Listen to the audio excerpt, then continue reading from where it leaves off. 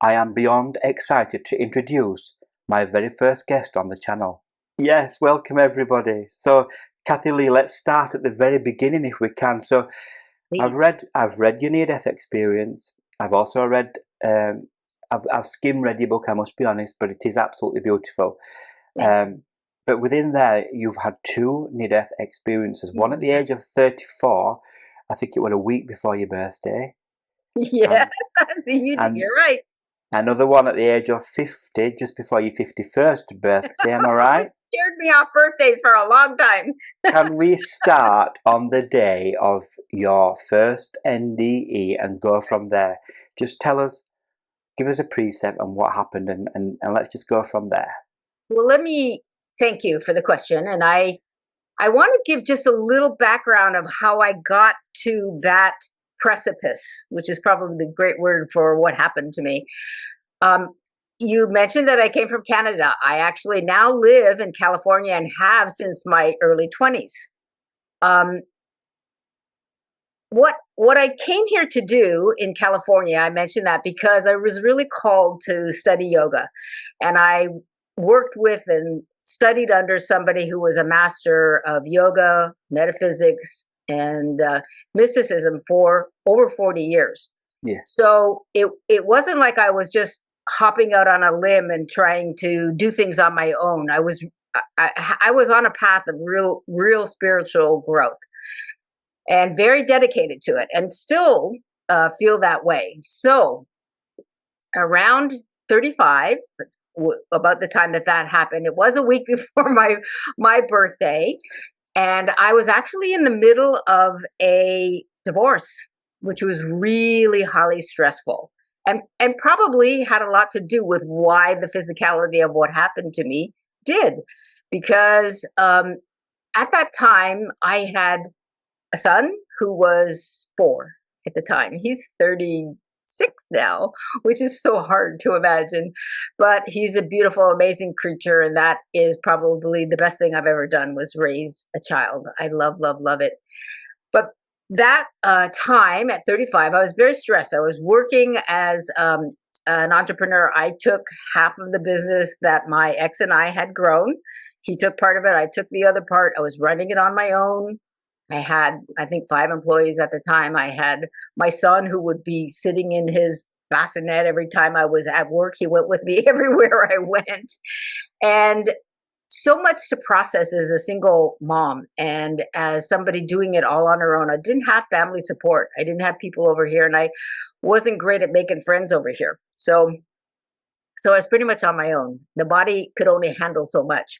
So, a week before, I literally, and this just gets into a little bit of the details, and I'll tell you as much as I can about the after or the other side experience without actually connecting and going back there, because I've had some odd experiences with that as well. So I was at home and beginning my day and literally sitting down, and I fell forward and blacked out. And what had happened was my heart had stopped. And since then, the doctors call it sick sinus node syndromes. It's literally an electrical impulse that comes from the brain to the heart and tells it to tick. And mine just wasn't, my heart was just not responding. It was like, nah, we're done. yeah, And so I passed out, blacked out. Well, that happened like 5 or 6 times before I actually was able to get to the hospital. And as the physician told me, you should have not made it past the first time, because once that happens to most people, your heart just doesn't respond, you're gone. So I ended up at the hospital, standing in front of, as you go in, you go in to get help and they want to look at your paperwork. And I literally looked at the woman and said, I'm going to pass out again. Thankfully, somebody was behind me, caught me. They put me on a gurney. And the next thing I knew, I was experiencing the other side. And I can give you like little details about how it happened. But in all honesty, this is a big part of my story, is that whenever I connect back there and I try to bring that essence back, which I can, because it's easy for me to go back and connect there. But what it doesn't do is give you the grounded experience of what it's like to have that divine life moving in that divine love moving in your life. So the logistics of stepping onto the other side was, I remember seeing a veil, literally, and just like parting it and going, woo, what's happening here? Like moving over onto the other side, and Literally a veil. like a veil. So Yeah, we hear about a veil it quite a is. lot. It is literally a veil. Yeah. Wow. And I literally just parted it like this, walked through. It's like a veil, a partition, like a misty kind of um, feeling. It's more of a feeling. This isn't. We can only talk in words, but Yes. these experiences are not words. They're sense perceptions that but not of what we know in this body with the eyes and the nose and the all of that. Even the emotions. It's hard to get that into words. And honestly, that's probably the biggest thing I struggled with in the 30 years that I've been carrying around this experience, is how do I tell people what this was like? Because I really want them to know. So stepped through the veil, and the first thing I remember feeling was free, like literally, like a weight had been lifted off my shoulder. And I was like a little kid, I was like running, and I remember feeling like, okay, as soon as you ask the question, something appears to help you kind of gather in that experience. I remember thinking, where am I? And then I felt like the ground, that there was grass there and flowers there. And it was almost familiar because it was like an earth-like experience, right? And so I would, okay, I can do this. I get just like running. I'm running home. I'm so happy, like all this weight is gone and all this stress is gone, and I'm going home. No, I wasn't going home. So what happened next was I literally felt like a force stopped me from running. Not a negative force. A beautiful, like a big pillow cushion, just coming down on you, just like Yeah. descending over you. Now remember, I'm not in a body at this point. So literally, I'm assuming at this point I'm just connecting with energy there that I wasn't aware of before. And I'm aware of this divine force. Oh boy, here it comes. So this feeling of being connected, I remember my mind trying to step out at the point like, who is this? What is happening? But it couldn't stay. It like the question would come up and then it would just fall away again. And I was completely enveloped in this divine love. And if you have any senses going now, you can get a feeling of what that flow is like, because it's moving through me at the moment. Comes through your heart, primarily. That is the place in the physical body where you're going to experience it most, but it's also who you are. And Yeah. again, those words fail to give you the package of what I'm talking about, but reach for it. That is where this state of being is.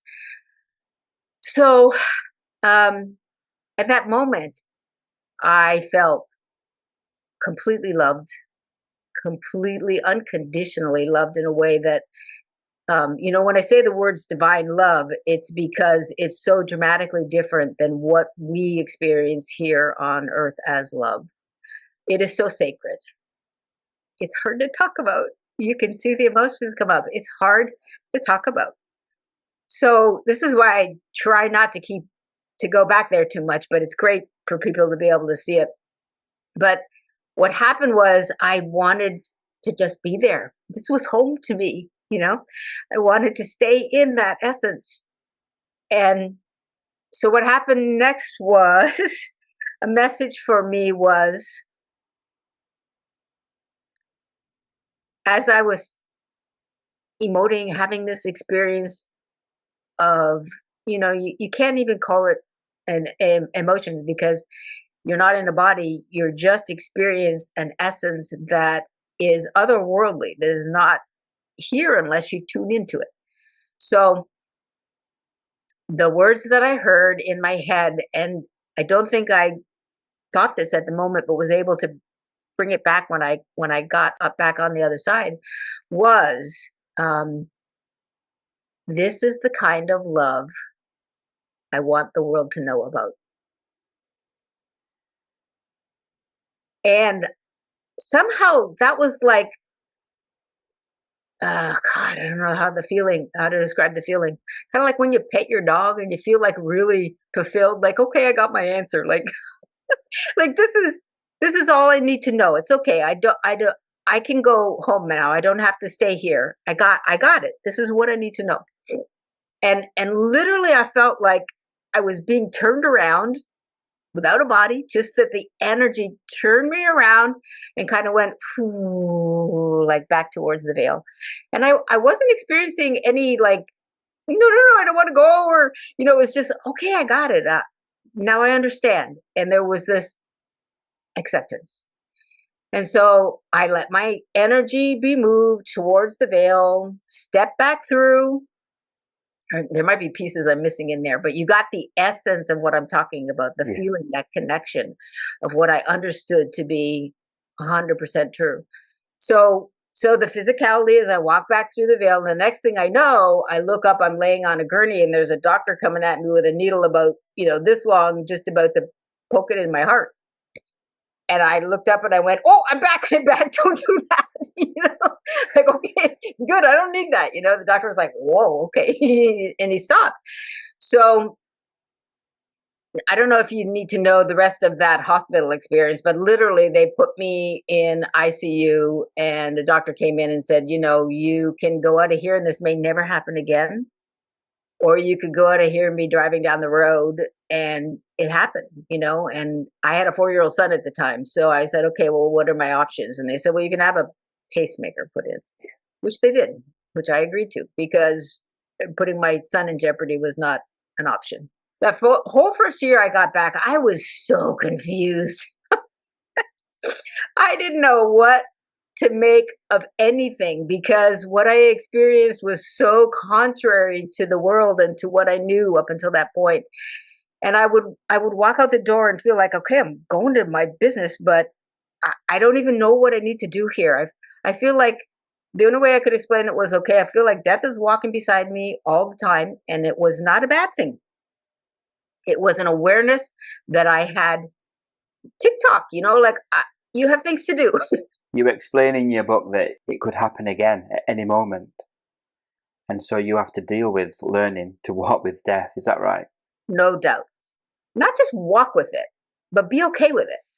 There is the lesson in that, knowing that we're going to die changes how you live. Your priorities become completely different. I mean, I'll try to get into that a little more. Just the journey of that first year, and I want people to know this, because people have this, often talk about an NDE like, woohoo, you're so lucky. Damn, now it's one of the hardest things that's ever happened to me. And I am still trying to understand why and how to incorporate it, and how to accept my journey, my responsibilities, my what I'm meant to do here, and to be on point about it, to be always in that place of divine love when I'm sharing with people, and giving the best that I can, because I'm still human and I still have things that don't feel like I ever had that experience. So I have to learn, to deal with it just like everybody else has. So it's actually a huge challenge. That first year of my life, I really felt so discombobulated all the time, not knowing who I was, really trying to incorporate what I had experienced, trying not to let my ego get all out of control, because, oh, look, this happened to you. Aren't you amazing? I was like, no, you had lessons to learn. There were things that you needed to do. And unfortunately for me, the physicality of that experience, I actually developed a blood clot on the top of my superior vena cava. So where the pacemaker goes into the heart, a blood clot happened. So now my head is swelling up two sizes, like the size of an elephant. And I didn't know what was going on. I couldn't lift things. I couldn't sweep a floor. Like, it was so much pressure. I spent literally over 6 months going to different doctors, trying, what is going on with me? What is happening here? One of them told me, "Oh, you have lupus." No, didn't have lupus.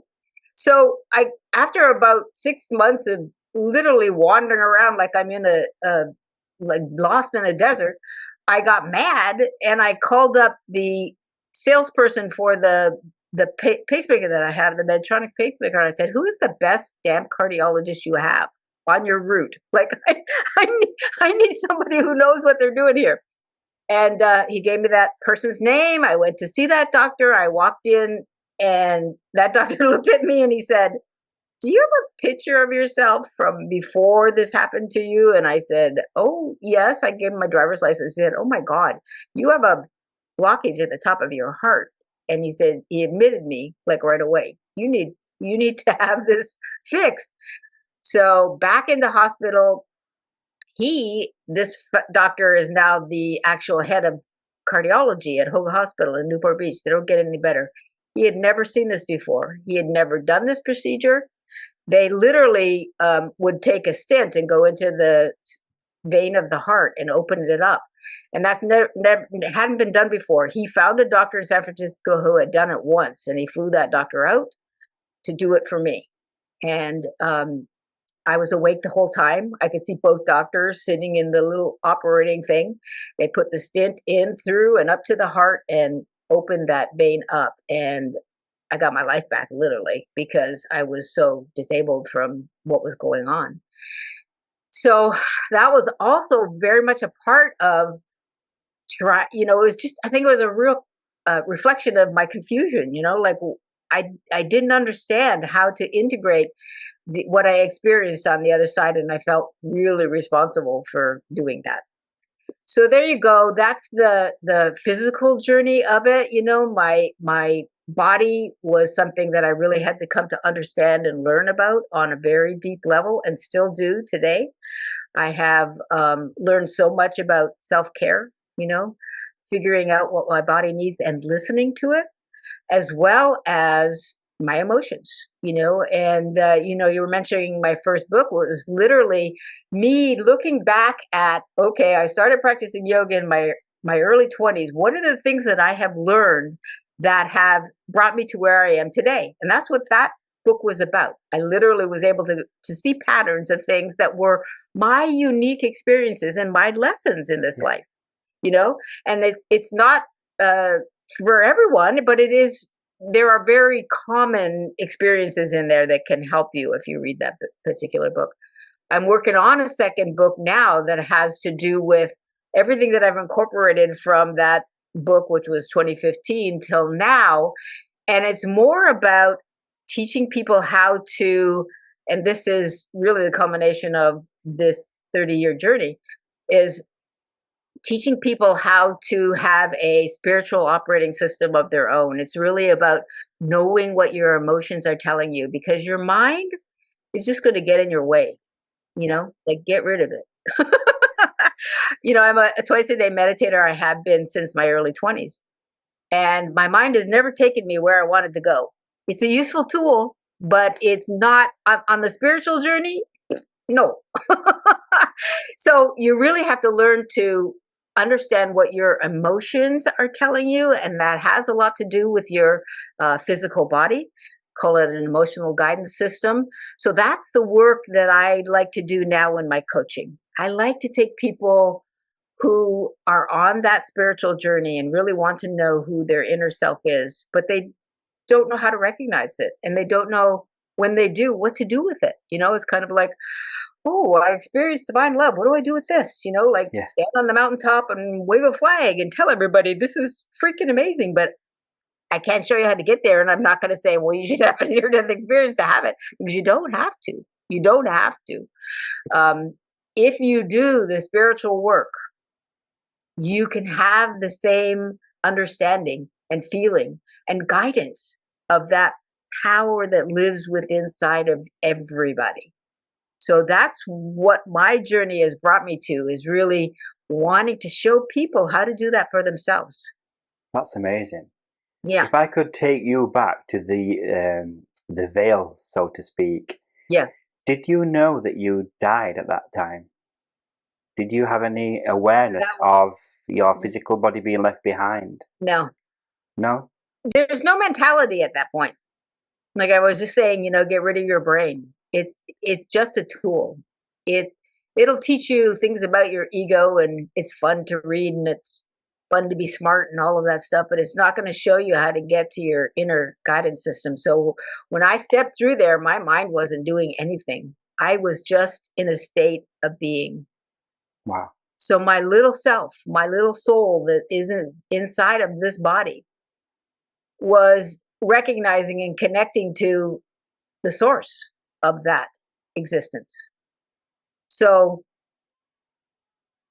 yeah, you just have an awareness. It's the best words that I can give to you. And again, acknowledging that it's tough to use words to experience what, as you've interviewed a lot of people that have had NDEs. It's not easy to tell people what's on the other side. And you have to understand too, that all of those experiences are being filtered through this personality, who they are, who they've been up until now, who they are when they've transitioned through this particular experience, how their ego is or isn't operating in their life. All of those things have to be kind of taken into consideration when you look at these NDEs. People seem to be having a lot more than they used to, or more. Maybe we're just talking about it more. I think. Yeah. It's just we have this platform now where people can step up and go, yeah, I'm one of those. So, and really having a deep personal experience that you can have in meditation. And I'm a huge proponent of meditation, is just as transcendent as having a near death, and not as hard on the body, I'll tell you that. If you can learn to go deep in meditation, which, was one of my huge learning experiences from my teacher, you don't need to have an NDE. You can have these experiences of connecting to your higher self and come back with an understanding that is much easier to incorporate into your life step by step. You'll be given, from my understanding, what you need at a given time to move you forward, Yeah. So if you're continuing to learn to be a meditator, you understand how the soul evolves. It shows you, each step, what you need to learn, where you need to go. And everybody is completely unique in that way. You call it the essence in your book. I do. In fact, I call my website, if you look at my tagline, I call it Essential Empowerment. That's very clever. Thank you. And I'm a marketer. So it's helpful sometimes. But no, it came to me as an intuition.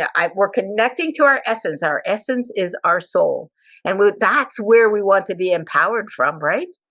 That's what we want to know. We want to know what that inner guidance is asking us to do next. So if you, for example, the viewers out there, me as well, I find it really difficult to meditate. So for me to connect with my essence is a long way away. So what would be the first thing for me to do, for me to be able to connect to my inner self, my essence, in a way that you did initially by having the near-death experience? You're gonna be tweaked when I tell you what. tweak me. Tweak you. The first thing I would say is let go of that story. You just said it's a long way away. I'm telling you, it is not.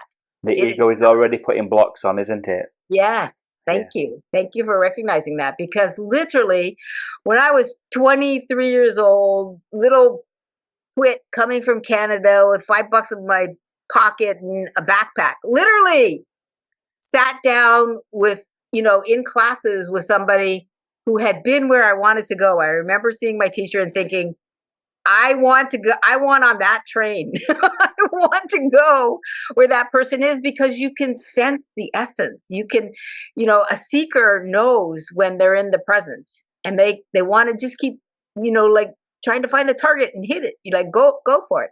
And that's what meditation is. It's that allowance of it to come to you. So really, Anthony, all you need is the desire to get your butt in the seat. I've got the desire. I have got the desire. It's there.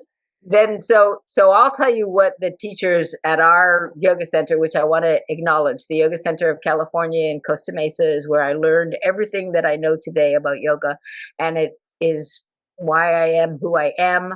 My teacher is Ramakrishna Ananda, and he's actually a Canadian, born in Saskatchewan. His other name is Graham Ledgerwood, so that's so interesting to me. But anyway, what a beginning teacher would tell you about meditation is sit down in your chair every day. Just get used to wherever you meditate, right? So what happens in meditation as you tell yourself, okay, I want to know what the source is. I want to connect to that. So commit to sitting in your chair 5 minutes a day until that becomes comfortable. Then move it to 10 minutes a day until that becomes comfortable. And then when you feel like, okay, I'm kind of enjoying how this feels, just sitting in my chair. And then learn your beginning meditation techniques. Go, and I'll say right here, because I teach meditation, but this is not the forum for it. Go to yogacenter.org and get on our mailing list, and you can learn to meditate free, just doing it every day and making it fun, right? And then you'll learn a beginning meditation technique, which, is literally as simple as, closing your eyes and focusing on something, whether your energy centers in your third eye or your heart. You focus on like an object. Like, for example, we'll give you, say an orange is easy for you to focus on, or a rose is easy for you to focus on. It kind of depends on your personality. Yeah. If you can close your eyes and easily see it, that means easy to focus on. And you just hold your attention there as long as you can. And you do that and let that grow. And that increases your ability to focus, which grows into concentration, which grows into going past mind and emotions and connecting to source. That's what meditation is all about. So, Cathy Lee, you've had 2 near-death experiences now. I am not aware. I've not read your second one. So, Okay. are you happy to tell our viewers? I will.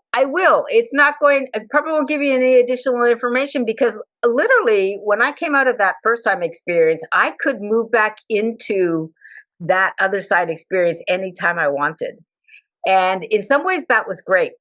I enjoyed, that openness. I enjoyed being in that essence. What happened was they put the first pacemaker in. I got to the end of 10 years is when the battery dies in the pacemaker, right? The doctor says to me, Cathy, you're not even using this. Like maybe 5% of the time it's coming on. It's an on demand. It only comes on when my heart drops below a certain beats, right? It wasn't like when you get older, they put pacemakers in older people because the sinus nodes are not working. And that means you're not living if your sinus nodes don't spark, right? So if my heart would drop below a certain beat, the pacemaker would kick in. And in the first one I got, I would be able to feel it. You could feel it like tick, tick, ticking in the heart. So this made me so connected to my heart. I couldn't not look away from my heart, because I was like, wow, what? Okay, what? Like, what do you want? So that's how will centered I was. My whole first book is about how I moved from my will center to my heart center and processing my life in an entirely different way. So back to the second one. The pacemaker was 10 years old, and my doctor said, "You're not using this. Let's just turn it off." And I was like, okay. Yeah, I'd be like that as well. Yeah, like, okay, I'm going to trust you, because I just wanted to, it's okay. So for 6 years, I went without any event. And then I was at my brother's house in Florida, and bang, hit the floor again. And my brother is a nurse, and I actually hit the floor. Nobody was around. I woke up again and knew what had happened instantly, and made a call to my brother, who was riding his motorcycle somewhere on the road, and he immediately called somebody in the house to say, Cathy's having a heart attack, take her to the hospital. So they ended up getting an ambulance to come out, went into ER. My brother met me there and called my cardiologist here, and they put the new pacemaker in. But the truth is, I went right back to the same place. Like I had formed the habit of whenever even I meditate, I can go back to the same place. So that second NDE was just another, hey, what's going on? How are you? What's happening? I wasn't frightened. I I handled it just like, okay, here we go again. Like no big deal.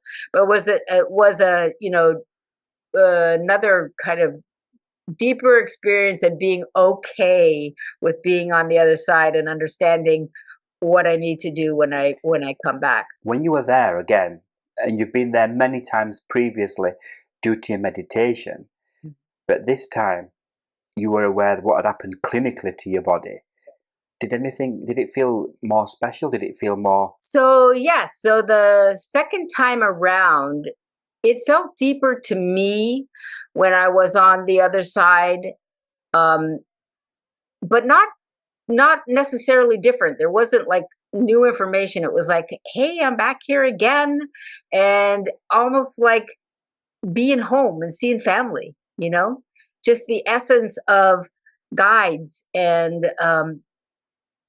uh, divine source being there. I use the word God, that makes some people uncomfortable, but I feel like God has been by my side ever since. So I can tune in and connect to that anytime I want. That's a huge part of my spiritual journey now.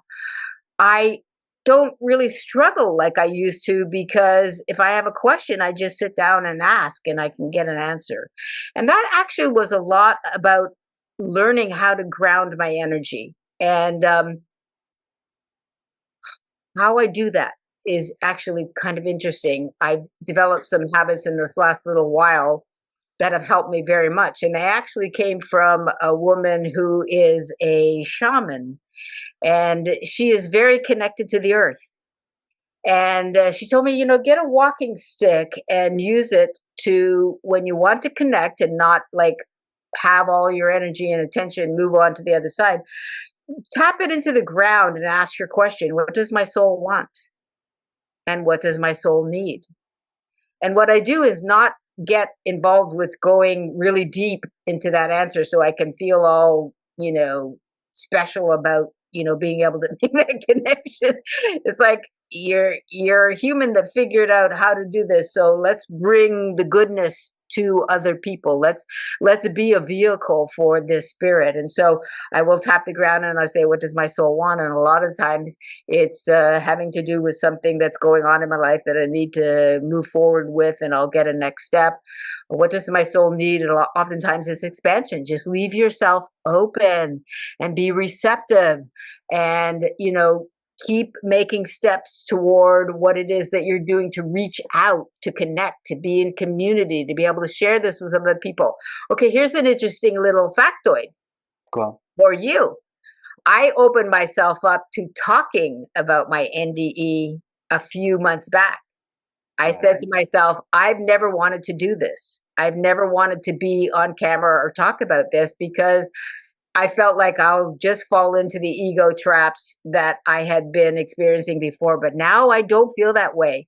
With the connection to earth, to my spirit animals, to my guides, I feel very much grounded now. So I can talk about that. So fast forward, after a couple of months, you read my story. Yes. And ask me to do an interview. And I'm like, okay, here we go. We'll do an interview. The time is right. The time is right. The time is absolutely right. So that's what I mean about grounding and committing to be here for your soul's journey. Committing to, as crazy as you might look, or the judgments you're going to get, or whatever is thrown your way, you're going to stay strong. You're going to stay in your messaging. Like I was saying the other day to one of my friends, I feel strong and wild and free. And that's who I am now, because I'm able to have a handle on what it means to be in this energy and to be able to bring it for other people to experience. Literally, when I do coaching, I can do 30 minutes and I can just hold space and have the energy come and help them connect so they can solve their own problems. And that's literally the best way to coach. You don't need to know what I think. You don't need to know what I did. You need to know what's inside of you. and what it's telling you to do. And sometimes you need to understand how the soul speaks, how to recognize the soul, and what's the ego and what's the soul, and how does that all work together. And so this is where I can be of great benefit, because I've been on the journey myself so long. I can say, no, no, no, that's the soul over there. Pay attention to that. That's the ego. Tell it to go take a seat. Like, you never want to, with the ego, you never want to resist, because it gives it more energy. You want the ego, you say, okay, I hear you. You're good. Go sit. Like, I don't need you right now. Yeah. I have a source, I have an answer that I can use. So yeah, there you go. So going back, right to the very beginning, before your first NDE to Yeah. now, how was your life transformed? Oh my gosh. Like 360-degree change, literally. I have to say the biggest change, of course, is how I process the world. And that is, instead of being will-centered, I don't fight my way through anything anymore. I don't feel the need to fight. I had a recent experience when I got into tennis in my late 50s. I started playing tennis. I would get on the court and I would be like, mean, just like, I'm gonna kill you. I'm gonna hit this ball. I'm gonna, like, it's so competitive. I got off the court. I was like, who is that person? Oh my God. Like, it so stood out. And all the transformation that I'd made in my being kind and always putting people first, and I always choose love. That's the name of my book, right? Always choose love. And that started, that concept started way back when I got divorced. I made an intention at that point to always choose love between myself and my ex and put my kid first. And that's how that whole idea started. But doing that on a daily basis is a commitment, because I still have challenges that come up and I'm like, okay, Cathy, is this a loving response? That doesn't stop. I still have to look at myself and go, is this a loving response? And so when it came to the tennis, I was like, that's not a loving response. Like, as a competitor, right? And so in the competitive world, it's totally acceptable. Oh, of course. You're expected to be fierce. You're expected to be a warrior. You're expected to come at that other person, with the best game that you can do. So I had to find a real place for myself, having to not to do with anybody else, to be able to understand that what I was trying to do is challenge myself. I love sports. So when I get on the court, I want to grow. I want to hit the ball better than when I did the last time I was on the court. I want to hit more winners. I want to be better at the game, but I don't have to kill my neighbor to do that. I don't have to beat somebody up to do that, right? I can still maintain that attitude of sportsmanship, which my father did teach me. You go, you play the best game that you can. If you lose, you shake hands and you learn. Do you still get mad at people? Oh, anger still comes up. It's part of who I am. I think we all try to be the best person that we can be. Yes.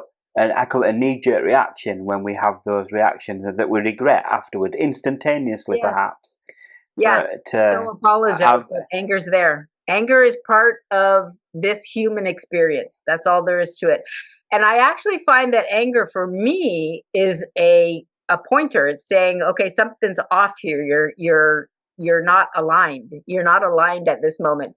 So anger serves a purpose.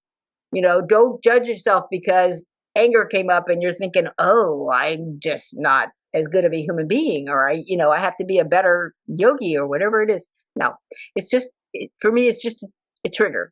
It's a trigger. It's a natural state.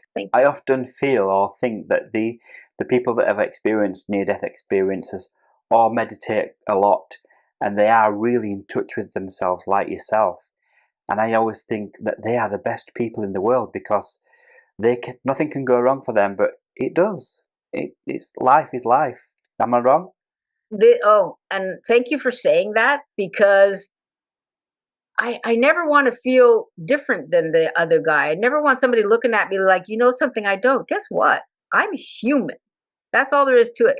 I can say that I put a lot of effort into spiritual growth. It has literally been my path my whole life. And that's never going to change. That's who I am. That's why I'm here. I want to take what I've learned, what has I don't want to say cost in a negative way, but take what I learned and be able to share that. Yeah. That's ooh, feel the emotion? That's Yes. the Yes. important part of what happened to me. I want to take that was such a blessing, such a gift. I don't want to die before I give as much of that love away that I possibly can. Well, I am feeling the love, so I hope I the hope viewers out so. there as well. So, I hope oh, so. Cathy Lee, I think that's a beautiful way to Thank you. end our interview. If the viewers want to get in touch with you for any reason whatsoever, are you susceptible to that? Yes. Wiping away my tears. Yes, of course. Come play with me. I do social media to my best ability. I'm not terrific at it. I'm actually learning, and maybe we'll talk about this in the future, how to be more personal on social media. I put up posts about what I'm thinking or feeling, but I need to get on there and just like really talk to people and connect with them. So that's one of my goals to be doing next. But you can go to Cathy Lee Taylor, Cathy with a C, leetaylor.com. You'll find out everything you need to know there to connect with me. I have a Facebook group that I would love if people join, because if you get in there and you have questions about this whole journey that I've been talking about today, I will answer you. I will be on there and I will give you the best of my ability, my experiences, and what I know to help you. So there's a Facebook group, and I'm Cathy Lee Taylor on Facebook. I'm Cathy Lee Taylor on Instagram. Connect Fantastic. with me. Let's come and play and have some fun in this life. Well, thank you so much. Guys, make sure you say hello to Cathy Lee. Until the next time, everybody. Bye Bye. bye.